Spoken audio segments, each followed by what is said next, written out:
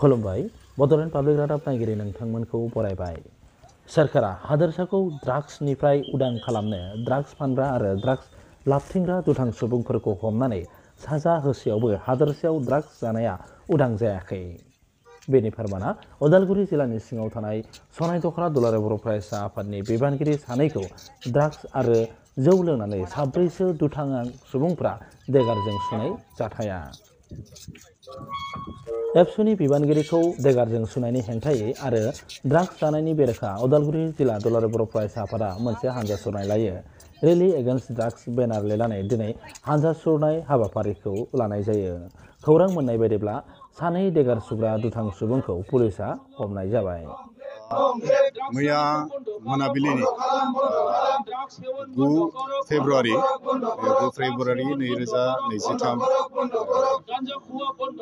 मोनाबिलि 6:30 रिंगायाव सनायगाव नवोदया स्कुल खाथियावहाय जि मोनसे जाथाय जालांबाय, जाय माने मुगैथाव मोनसे जाथायनि गेजेरजों सनायगाव दख'रा दुलाराय बर' फरायसा आफादनि सानै जोंनि गोख्रों मावथिफ्रा माने देगारजों सेखाजों सुजानानै आघात जानो गोनां जाबाय।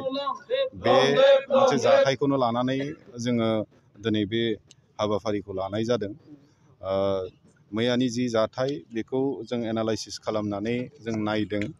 जिखिनि जाथाय जादों बे जाथाय जानायनि आन्दोआव एक नम्बराव जोंहा माने जौ ड्राग्स बेफोरजों लिप्त जाना थानायनि जाउनाव मैयानि बे जाथाया जालांदों। आरो जाय माने जोंनि दखरा आफादनि बिबानगिरिफोर बिथांमोना अफिस फारसेथिं थांबाय थानाय समाव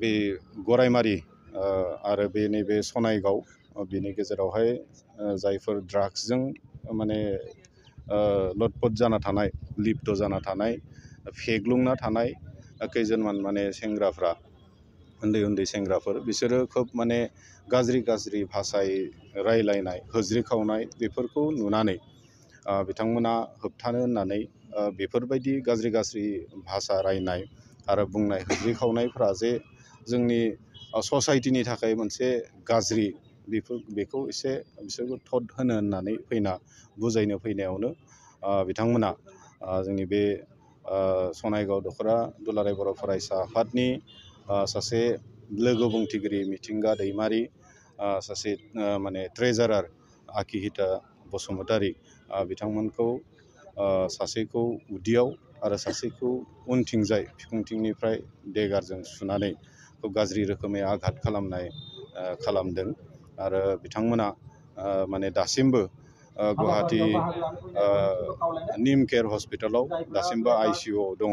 आरो माने जोंनि मिथिनायाव खोब गाज्रियैनो बिथांमोना जोखोम जादों। आरो सोखाजानायखौ मोजां देहाखौ मोनोब्लाबो माने जथेस्थ'खिनि समय बिथांमोना नांगोन। बेबायदि गाज्रि रोखोमनि मोनसे जाथाय मैया जालांदों। दा बेखौनो लानानै जोङो माने दिनैनि बे हाबाफारिनि गेजेरजों जोंनि उदालगुरिया माने दासिम मुं हिसाबै जों मोनदों साब्रैनि गेजेराव सानैखौ हमना मोनबाय आरो सानैया दासिमबो खारनानै दङ। खिन्थु उनावहाय जों मोनथिनो मोनदों जे बे जायगायाव बे सनाय जिथु गामि जोबथारनानै बे नवोदया स्कुलनि वाल सेरावहाय मोनसे एबान्डन मोनसे न' दङ। जाय न'आवहाय जों मैया मोनाव थांनानै नायहैदों, बेयाव गान्जा थफ्ला जों मोनदों, जौ बथल जों मोनदों आरो माने सिरिन्ज जों मोननाय जादों। जों बेखौनो एसे अनुभब माने मोनदां हादों जे सिरिन्जबो जिहेतु नुदों, बेयाव माने ड्राग्सखौ सिरिन्जजोंबो लानाय जायो बे जायगायाव। दा अब्ला बेयावहाय खोब बे साब्रैल' नङा, जों मिथिनो मोनदों जे गोबां मानसिफ्रा बेयाव थांनानै बे खाथि खाला थानाय ओनसोलनि इयुथ्सफोरा बेयावनो थांनानै बेबायदि ड्राग्स, जौ जुवा बेबायदि बे न'आवहाय सोलियो। दा बेखायनो माने आं खावलायनोसो नंगोन जे बे सनायगाव ओनसोलनि आरो पार्टिकुलार जाय गामिनि जुरिसडिक्सनाव बे न'आ गोग्लैयो, बिथांमोना जाहाथे समाज हिसाबैनो मोनसे बेबस्था लायो आरो बे न'आवहाय आड्डा खालामनाय बेफोरखौ जाहाथे कमप्लिटलि बन्द' खालामो, बेखौ आं खावलायगोन। नोंथांनि गथ'खौहाय मैया सिनाय मोनै बा सेंग्रा ड्राग्स जाग्रा सेंग्रा बिथांमोनाहाय मैया देगारजों सुनानै माने आघात खालामनानै हरबाय दा बेनि सायाव नोंथाङा मा फोरमायगोन? आंथ' माने जायफोरा आंनि फिसाखौ माने बिदि माने माबा खालामदों खहा खालामदों बेखौ आङो माने गोख्रैनो माने बिसोरखौ सास्ति होनांगौ आरो बेबायदि फेग्रा मुवा जाग्रा मानोना गासै जायगायावबो बिदिनो जागोन बेफोरखौ बादा होआबा जोंनि समाजनि बेरेखा खामानि मावनाय जादों आरो बेफोरबायदिनि थाखायनो जोंनि गथ' गथायफोरा फरायनायाव गियानाव गासै बिथिङावनो माने जौगानो हायाखै जोंनि बर' हारिया माने गोख्रोङै जोंनि बर' हारिया माने बेखौ खामानिखौ लोंनाय जानाय सोबनाय जखाय गासैखौबो माने बन्द' खालामनांगौ। दा पुलिस प्रशासनखौ आरो सरकारनि फारसे मा खावलायनो सानदों? माने जायफ्रा माने आंनि गथ'खौ बेबायदि माने सास्ति खालामदों आरो बेबायदि माने सरकारनिफ्राय माने न्यायखौ माने आङो लुगैदों मोननो। आंथ' बे माने खाथि खालानि ओनसोलनि गथ'फोरनि मुंखौ आङो मिथिया दा माने बर्थमान माने गथ'फोरखौ जि माबायाव थानाय बेखौ माने मोननाय जायाखै। दायो माने बर्थमान लाइनाव फैगासिनो दोङो।